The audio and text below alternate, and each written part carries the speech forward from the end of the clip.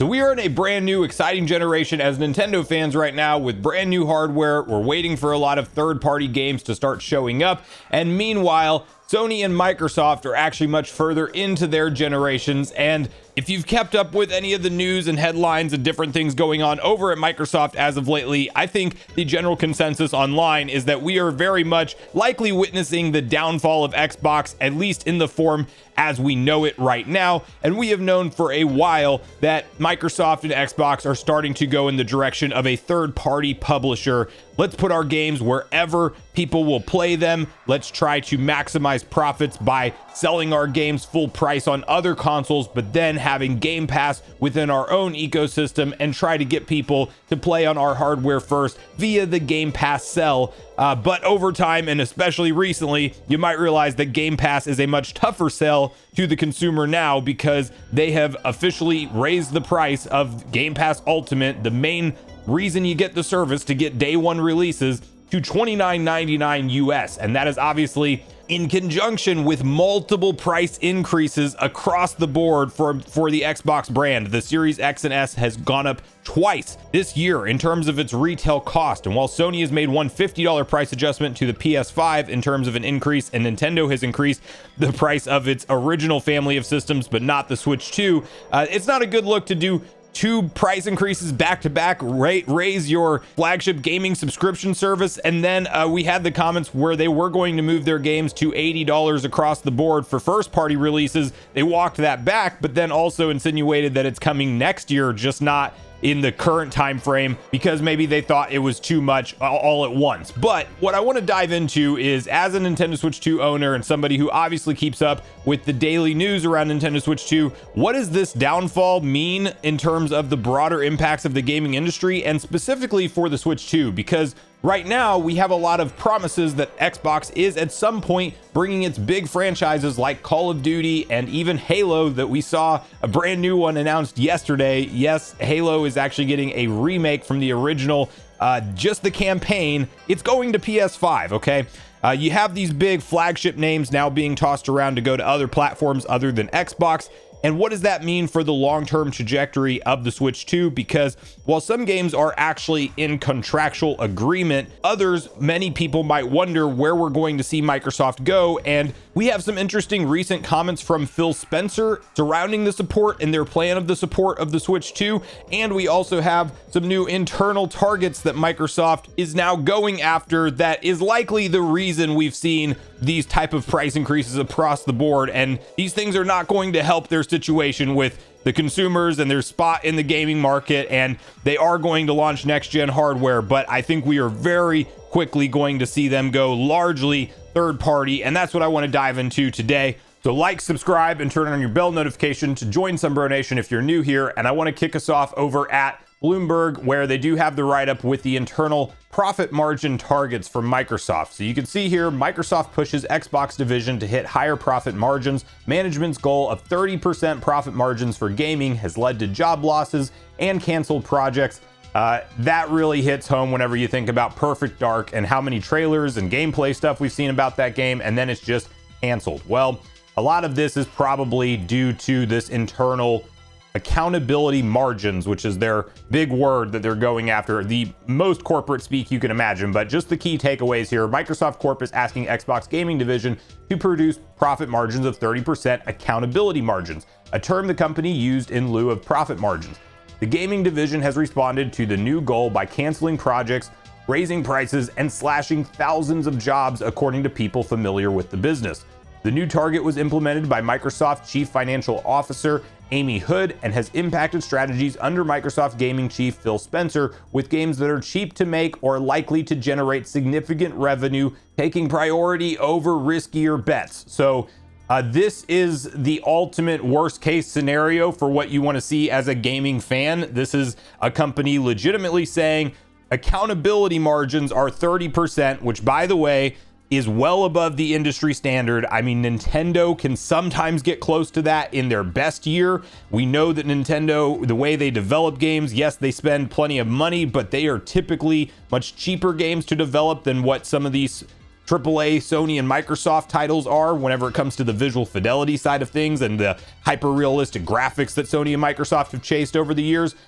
So they're asking Xbox to be better than Nintendo on their best years, 20 to maybe 25% for a very healthy, well-rounded company that is doing excellent is what you should expect in terms of profit margins. And it pigeonholes Microsoft into this environment where they have to create games that they know are going to sell well, which would mean you're going to get more Call of Duty and Diablo, but less anything that is experimental and new. And that also means that you can't sell these games at a loss anymore. So if Game Pass was a easy way for people to hop into Microsoft's ecosystem at a $20 monthly price for Game Pass Ultimate, that's not going to cut it anymore if your top-down management just says, listen, we got to have 30% and we needed it yesterday. Well, now you have to look at raising that price, and we saw it jump up 10 full dollars, and there's no signs that they're not going to continue to raise that price in the future. We have recent comments from Sarah Bond in terms of their next generation hardware outlook, and she is quoting this as a very premium curated device that they are going to sell as a home console. And I think it's going to personally, my 2 cents around this is that Microsoft's next generation is going to be a PC decorated as a home console, meaning it's PC first. It probably runs some kind of version of Windows. It's going to be optimized for couch play and controlling it with a controller.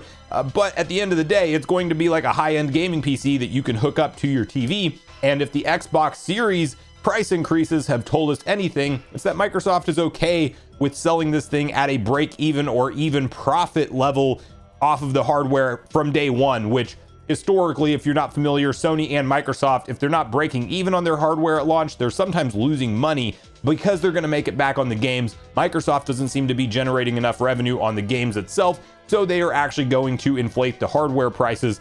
And there are rumors, I mean, nothing concrete, but we could be looking at $1,000 plus for Microsoft's next big flagship console. And they'll probably do something where they have a more entry-level Series S type console that does not have that price tag, but they will do most likely their flagship product at something like $1,000, which is kind of crazy to say out loud. And them being committed to that path ultimately dovetails us into what I think Phil Spencer is saying here and what we've kind of been hearing from Xbox over the years. But I think we're really at this tipping point now where everything goes multi-platform. And you can see this post over from Stealth on Twitter where it says, Phil Spencer, Switch 2 will be one of the focuses at Team Xbox. We are making efforts to lower the barrier of entry for people to play games through services like Xbox Play Anywhere and Xbox Game Pass.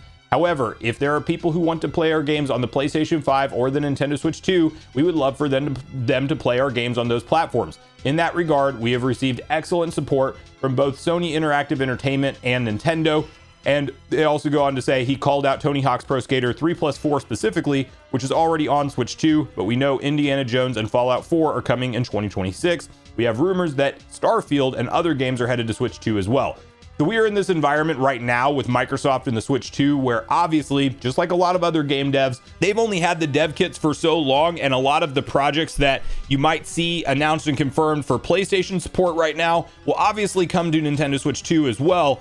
But I think this profit story that we talked about and highlighted actually confirms that, because Microsoft needs to not go create a ton more games that are riskier ventures right now. They need to make as much profit off their existing game development cycles as humanly possible. And when you have an entire user base that is in the Switch and Switch 2 ecosystem, and many Switch owners are upgrading to Switch 2. Interestingly, Microsoft didn't mention Switch 1 at all. A lot of their games are not going to be able to come over natively to Switch 1, so this is very much going to be a Switch 2 focus going forward. But they are in this point right now where, from a profitability standpoint, they have to make more off of their current gaming lineup of software, and you do that by going aggressively multi-platform pretty quickly. So Indiana Jones was a big announcement, obviously, for us that we saw, hey, that's going to come next year on Nintendo Switch 2. I don't think it's going to stop there. There's a lot of internal talk that next year is going to be like when the third parties really show up for Switch 2.